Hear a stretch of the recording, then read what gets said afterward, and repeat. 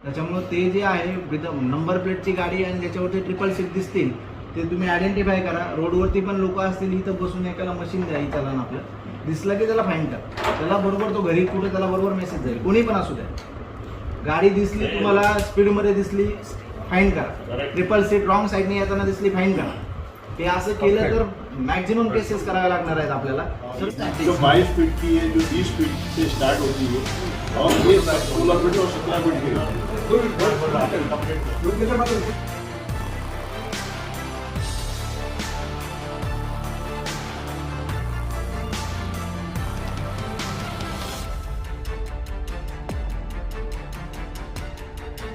Hello friends, मैं हूं बैद और आप देख रहे हैं भिवंडी टाइम्स न्यूज़। इस वक्त हम मौजूद हैं डीसीपी ऑफिस में। जैसे कि आप सभी जानते हैं कि चाविंद्रा रोड पर कल जो हादसा हुआ कि एक 5 साल की बच्ची ट्रक के नीचे आने से जिसकी मौत हो गई, तो उसको लेकर अभी बहुत ज़्यादा मामला गर्म हुआ है। तो यहाँ पर आज डीसीपी ऑफिस में उसकी मीटिंग रखी गई है। भिवंडी शहर के काफ़ी जाने माने लोगों को यहाँ पर बुलाया गया है और उससे रिलेटेड क्या बात हो सकती है, क्या प्लान कर सकते हैं, किस तरह बड़ी गाड़ियों को रोका जाए, किस तरह ट्रैफिक को मैनेज किया जाए, किस तरह ये जो हादसे हो रहे हैं वो ना हो, इन सारी चीज़ों पर चर्चा करने के लिए आज यहाँ पर मीटिंग रखी गई है। आइए दिखाते हैं आपको उसकी कुछ झलकियाँ और फिर दिखाते हैं कि डीसीपी साहब ने प्रेस कॉन्फ्रेंस में क्या कहा और बाकी दीगर लोगों ने क्या कहा। पुलिस डिपार्टमेंट भी थोड़ा ढीली है, कहीं ना कहीं कॉर्पोरेशन का बहुत बड़ा उसमें वो है, कॉर्पोरेशन अपनी जिम्मेदारी नहीं कर रहा है। जैसे हॉकर जोन की बात निकली, हॉकर जोन को तब आप हॉकर को उठाने जाओगे तो हम ही लोग आएंगे आपके सामने कि नहीं उठाने का है, क्योंकि आप हॉकर जोन नहीं डिक्लेयर करते तो उठा कैसे रहे जो उठाने वाले उनसे झगड़ा होते हैं। तो कहीं ना कहीं कॉर्पोरेशन को अपनी जिम्मेदारी निभाना चाहिए। कहीं तुम बताओ तो यहाँ पार्किंग करो, स्पेस बहुत है पार्किंग के लिए, आप ट्रेन पार्क करो। बहुत सारी चर्चा भी हो गई, हल तो मुझे नहीं लगा कि कहीं लिखा भी गया, क्योंकि बहुत सारी बातें हुई, हल कहीं लिख नहीं रहा। तो आपसे निवेदन विनती है कि आप 12 बजे से 5 बजे तक जो हैवी व्हीकल्स बाईपास के थ्रू जो पॉसिबल है 12 बजे से 5 बजे तक का, जैसे कि आपने कल टाइम दिया, बाईपास पे तालुका चौकी है, एसपी साहब से कोऑर्डिनेट करके आप उनसे बात करके उस चीज को रोक दिया जाए। क्योंकि बाईपास से जब पुलिस चौकी के पास से गाड़ी अंदर आती है तो यू टर्न है, वहां पे अगर सिपाही खड़े रहेंगे तो यू टर्न से वापस से हाईवे पे खड़े हो जाएंगे, शहर के अंदर का ये मामला खत्म हो जाएगा। आप ज्यादातर उसी पे ध्यान देके इसको कंटिन्यू करिए, क्योंकि 1 महीना पहले रईस साहब के साथ जो मीटिंग हुई थी तो उसमें 10 दिन का टाइमिंग दिया गया था, वो 10 दिन आज तक नहीं आया। तो उसी तरीके से रशीद भाई ने भी जो बोले कि ऐसी सर ऐसा है कि वो 10 दिन के बाद चलो कहीं ना कहीं से ढिलाई या कोई पेपर वर्क में अंदर या प्रोसेस चल रहा होगा, लेकिन उस प्रोसेस के होते होते एक जान चले गई या दूसरी जान काम हो सकता है, इंतजार भी कर रहे होंगे। तो बेहतर रहेगा क्या आज जो डिसीजन हो जाएगा अब तो हो जाएगा, और पेपर वर्क जो चल रहा है वो चलने दो। आप एसपी साहब से जो तालुका के वहां से कोऑर्डिनेट करके वो 5 बजे से 12 बजे से 5 बजे तक का बंद करा दीजिए। और मेरी ये बात मैं खत्म करता हूँ, क्योंकि लंबी बात होते होते काम उस पर होएगा नहीं।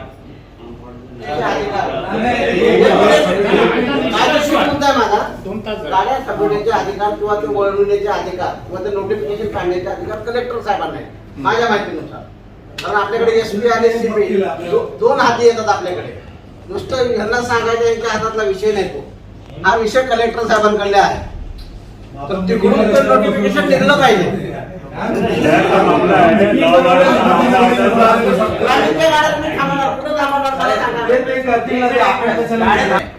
आतली सिटी इंटरसिटीतल्या जी वाहतूक आहे तिचं आपण टायमिंग आपण साहेब ते सगळे कोऑर्डिनेट करून ते बंद करतात, कारण आतमध्ये येऊ देणार. आणि जर हेवी व्हेकल आतमध्ये येणार तर विषय नाही साहेब. पहिली गोष्ट हेवी व्हेकल जर येते बाहेरून त्यांनी बाहेर ओढावून घ्यावे आणि लाईट मोटर व्हेकल जे आतमध्ये सिटीच्या आतमध्ये येतात त्यातून माल त्यांनी ट्रान्सफर करावा सिटीच्या आतमध्ये. लाईट मोटर व्हेकल बाहेर जाणाऱ्या गाड्यांना मार्ग आहे आपल्याकडे, ते बंद करण्याच्या ऐवजी ना बाहेरून निघू शकतात. फक्त ते सर्वे करावा लागेल तर रस्ते कसे काय वगैरे.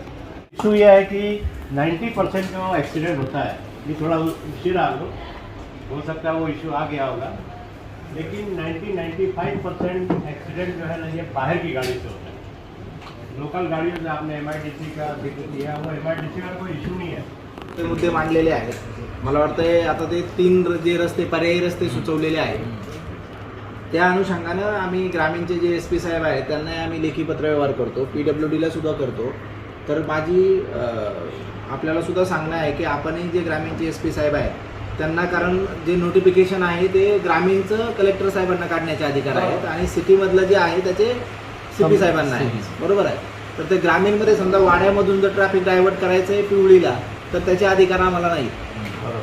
तर त्याच्याबाबत नोटिफिकेशन वाडा म्हणजे पालघर जिल्ह्यामध्ये येईल, बरोबर आहे. मग त्याचे ते पालघरचे जे कलेक्टर साहेब आहेत त्यांनी ते नोटिफिकेशन काढावं लागेल. तिथल्या त्या ग्रामीण तिथल्या SP साहेबांनी त्यांना ते पत्रव्यवहार करून चुकून ते नोटिफिकेशन दिलं पाहिजे. आंबाडी त्याच्याबाबत आम्ही पत्र देतो आणि जे ग्रामीण आंबाडीचं जे आहे ठाणे ग्रामीणमध्ये आम्ही जो पत्रव्यवहार आहे तो सगळा करतो. वाटलं तर एकदा ट्रॅफिक आमचे ACP ट्रॅफिक साहेब आहेत, PI ट्रॅफिक आहेत आणि PWDचे अधिकारी आणि तिथले ग्रामीणचे आपणही एक पत्रव्यवहार करा, त्या ठिकाणी स्पॉटला व्हिजिट करून मग ते आपल्याला ठरवता येईल. राहिला मुद्दा दुसरा, सगळ्यात परमनंट सोल्युशन तर तेच आहे की हे 3 रस्ते ज्यावेळेस सुरू होतील त्यावेळेस आपला भिवंडी शहराचा बराचसा लोड जो आहे तो कमी होऊन जाईल. म्हणजे जे काही हेवी व्हेकलचं जी आता चर्चा चालू आहे ती मॅक्झिमम जवळजवळ 60-70% कमी होऊन जाईल.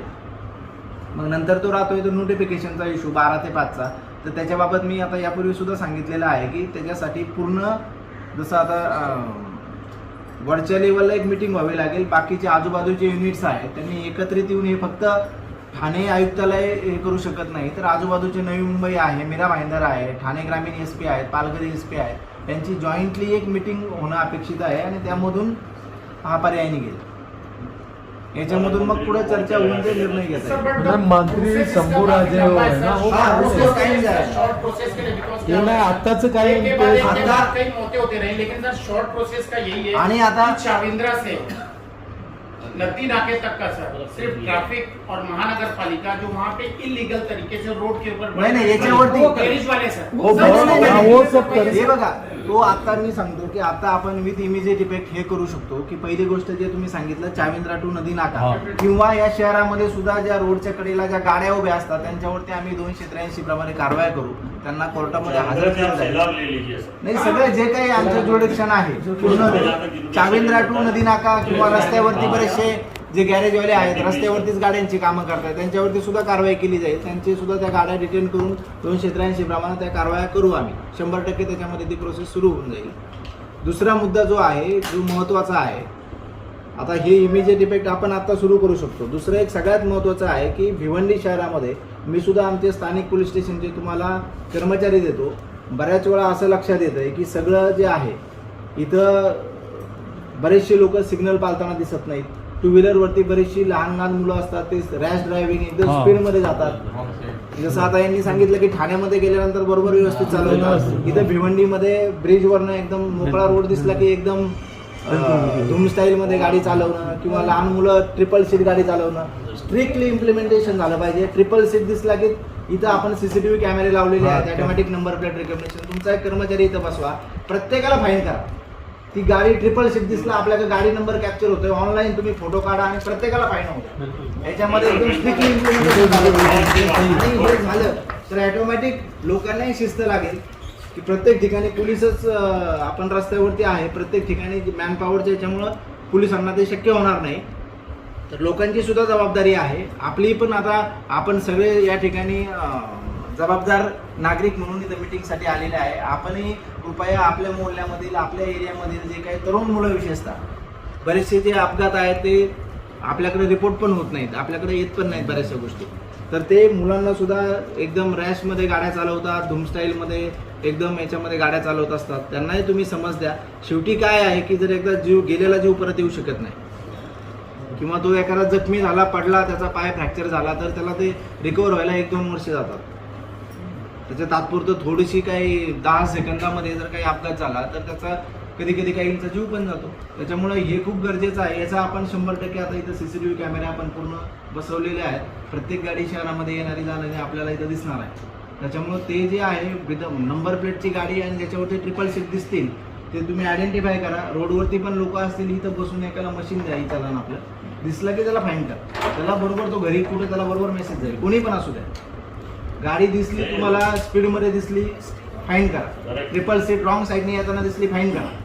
हे असं केलं तर मॅक्झिमम केसेस कराव्या लागणार आहेत आपल्याला, तर कुठंतरी काही प्रमाणामध्ये कंट्रोल होईल. त्याच्यामध्ये 4 व्हीलर असतील, 2 व्हीलरवाले असतील.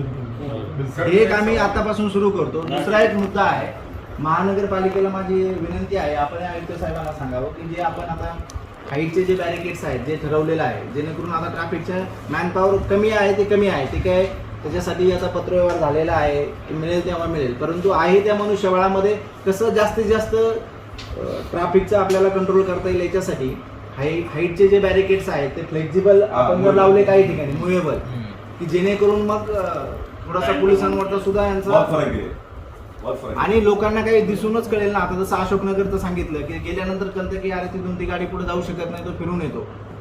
तसं काही जर आपण काही ठिकाणी जर पॉईंट आयडेंटिफाय करून जर केलं तर ते मुव्हेबल केले तर फरक पडेल. सुपेगाव आणि मापोली याच्यामधनं एक जाव्याचे तिकडनं निघतो रस्ता आणि तो आरसीसी रोड आहे, first day where we have achieved no parking zone, तो चौथा आहे. silent zone and speed limit, everything we have installed at our area. ये जो मापोली ते मिला, मापोली आणि सबसे मिला है। याच्या सर हमने देखा वहाँ पे main सुपेगावच्या मध्ये. भिवंडी की पॉपुलेशन बहुत जब हैवी व्हीकल्स हमारे शहर में इन करते हैं तो ट्रैफिक का क्राउड होता है। स्कूल में बच्चे पढ़ते हैं, नेशनल के अंदर, हॉलीमेरी के अंदर, सर वो बच्चे लेक्चर अटेंड नहीं कर पाते, जब घर पे आते हैं सर 2 घंटा 3 घंटा लेट आते हैं। दूसरा अहम मुद्दा ये है कि रोड बनाना किसकी जिम्मेदारी है, ट्रैफिक क्यों हो रही है। हैवी व्हीकल्स की तो हम बात कर रहे हैं, यकीनन उसकी बात होना भी चाहिए, लेकिन ट्रैफिक का एक बहुत बड़ा इशू है कि रोड के गड्ढे, कॉर्पोरेशन रोड नहीं बनाती। Maharashtra municipality corporation act section 203 ये बोलता है कि कमिश्नर सर की जिम्मेदारी है रोड बनाना, रोड नहीं बने मुंबई हाई कोर्ट ने पूरे महाराष्ट्र की लोकल अथॉरिटी को फटकार लगाई है सर 2016 से। सर जिस बच्चे की मौत हुई है उस मौत को हम सब मिलकर 10-10 लाख रुपए उन लोगों को दिलाना चाहिए, ये मेरी ऐसी रिक्वेस्ट है। महानगर पालिका जहां जहां गड्ढे गए इमीडिएट सर आप भरिए। आप कौन सा मटेरियल यूज करते हैं कि 1 महीने में पूरा रोड प्लेन हो जाता है। मैं बंजारपट्टी नाके की बात करूं, ब्रेकर है सर, ब्रेकर है, आधा ब्रेकर आधा नहीं है, बाइक वाले स्पीड में जाते हैं और जो ट्रक आती है वो ब्रेकर के ऊपर रहती है, आदत जहाँ ब्रेकर नहीं उस पे रहती है, तो उसकी वजह से भी एक्सीडेंट होते हैं सर। यहाँ पे ऐसा ध्यान में आ रहा है कि भिवंडी में बहुत से जो टू व्हीलर है वो ट्रिपल सीट है या रैश ड्राइविंग के हैं, उनके ऊपर सख्त से सख्त कार्रवाई आगे से ट्रैफिक विभाग करेगा। उनको लोकल जो पुलिस स्टेशन है उनकी भी मदद दी जाएगी। यहाँ पे हमने सीसीटीवी कैमरे भी भिवंडी शहर में लगाए हुए हैं, उसमें अभी हर एक गाड़ी का नंबर हमें ट्रेस होगा। तो यहाँ पे भी हमारा जो कंट्रोल रूम है वहाँ पे हम एक आदमी जो ट्रैफिक का एक कर्मचारी बैठेगा और वो जो ट्रिपल सीट जा रहा है वो सीसीटीवी कैमरा में कैप्चर होगा, उनके ऊपर चालान किया जाएगा, उनके ऊपर सख्त से सख्त कार्रवाई की जाएगी। इसलिए मैं भिवंडी के जो ट्रिपल सीट और जो ट्रैफिक के जो रूल्स और रेगुलेशन है उनका कोई पालन नहीं कर रहा है, उनके ऊपर आगे से पुलिस सख्त से पेश आएगी। और बाकी जो भी मुद्दे हैं महानगर पालिका से कोऑर्डिनेशन करके उस मुद्दे पे भी हम चर्चा करेंगे। और आगे जो यहाँ का जो भिवंडी शहर का जो ट्रैफिक का जो कई प्लान है उसके बारे में हम ट्रैफिक के जो पुलिस है उनको बोला है कि वो महानगर पालिका को नोटिफिकेशन जो है अपना प्लान ऑफ एक्शन देगी और उससे चर्चा करके वो प्लान फाइनल किया जाएगा, ताकि आगे से जो भिवंडी में जो इश्यूज है में नो पार्किंग नहीं है, हॉकर जोन नहीं है या जो 1 वे है 2 वे है, इस बारे में कोई भी प्लान यहाँ पे नहीं है। तो वो सब प्लानिंग करने के लिए महानगर पालिका के आयुक्त साहब से हम कोऑर्डिनेशन करके फिर से एक मीटिंग बुलाएंगे और उससे सभी वो प्लान उनको देने के बाद वो सैंक्शन करेंगे। सर जो बड़ी बड़ी गाड़ियाँ शहर के अंदर जो दाखिल हो रही है बेवक्त, तो उनके लिए क्या प्लान किया जाएगा? नहीं, अभी वो जो नोटिफिकेशन है दोपहर को 12 to 5 बजे तक उसमें हेवी व्हीकल अलाउड है और रात को 11 बजे से सुबह 5 बजे तक हेवी व्हीकल अलाउड है। ये जो टाइमिंग है ये छोड़कर हेवी व्हीकल भिवंडी शहर में नहीं आएंगे। उसके लिए भी ट्रैफिक पुलिस के जो अधिकारी यहाँ पे एसीपी साहब और पीआई ट्रैफिक यहाँ पे उपस्थित है, उनको भी हमने सूचना दी है और वो भी आगे से जो नोटिफिकेशन का टाइमिंग है उसके अलावा कोई भी हेवी व्हीकल अंदर नहीं आएगा। अगर आया तो उनके ऊपर भी कार्रवाई की जाएगी।